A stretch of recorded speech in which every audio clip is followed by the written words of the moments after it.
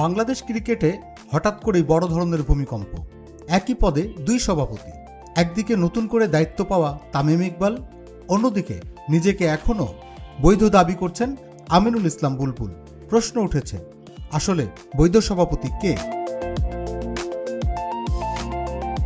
সরকারের অধীন জাতীয় ক্রীড়া পরিষদের সিদ্ধান্তে বাংলাদেশ ক্রিকেট বোর্ড ভেঙে দিয়ে গঠন করা হয়েছে নতুন একটি অ্যাডহক কমিটি। এই কমিটির প্রধান হিসেবে দায়িত্ব পেয়েছেন তামিম ইকবাল। অভিযোগ, আগের নির্বাচনে অনিয়ম ও প্রক্রিয়াগত ত্রুটি ছিল। কিন্তু এখন বিতর্ক শুরু। সাবেক সভাপতি আমিনুল ইসলাম বুলবুল এই সিদ্ধান্তকে সরাসরি অবৈধ ঘোষণা করেছেন। তার দাবি, বিসিবি একটি স্বায়ত্তশাসিত সংস্থা, সরকার বা ক্রীড়া পরিষদের এভাবে বোর্ড ভেঙে দেওয়ার ক্ষমতা নেই, নির্বাচনে কোনো অনিয়ম হয়নি। এমনকি তিনি বিষয়টি নিয়ে দ্বারস্থ হয়েছেন ইন্টারন্যাশনাল ক্রিকেট কাউন্সিল আইসিসি এর কাছে। আইসিসির কাছে তার আবেদন, এই সিদ্ধান্ত স্থগিত করে নির্বাচিত বোর্ডকে বহাল রাখা হোক।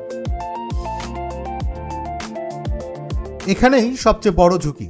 ক্রিকেটের আন্তর্জাতিক নিয়ম অনুযায়ী যদি কোনো দেশের ক্রিকেট বোর্ডে সরকারি হস্তক্ষেপ প্রমাণিত হয়, তাহলে সেই দেশকে আইসিসি নিষিদ্ধ করতে পারে। ফলে প্রশ্ন উঠেছে, বাংলাদেশ কি সেই ঝুঁকির মুখে?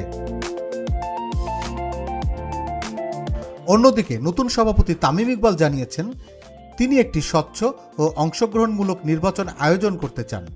এই অ্যাডহক কমিটি সাময়িকভাবে দায়িত্ব পালন করবে এবং নির্ধারিত সময়ের মধ্যে নতুন নির্বাচন দেওয়ার পরিকল্পনা রয়েছে। তবে বাস্তবতা হচ্ছে, বর্তমানে মাঠের ক্রিকেটও ঝুঁকির মধ্যে। সামনে আন্তর্জাতিক সিরিজ, প্রশাসনিক অস্থিরতা, খেলোয়াড়দের ভবিষ্যৎ, সবকিছুই এখন অনিশ্চয়তায়।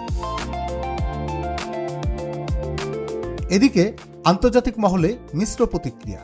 ভারতীয় ক্রিকেট বোর্ডের পক্ষ থেকে তামিমকে অভিনন্দন জানানো হয়েছে, যা নতুন নেতৃত্বের প্রতি আস্থার ইঙ্গিত দেয়। সব মিলিয়ে বাংলাদেশ ক্রিকেট এখন এক গভীর সংকটে। প্রশাসনিক দ্বন্দ্ব, আইনি প্রশ্ন, আন্তর্জাতিক ঝুঁকি, একই সঙ্গে দুই দাবিদার একই পদে।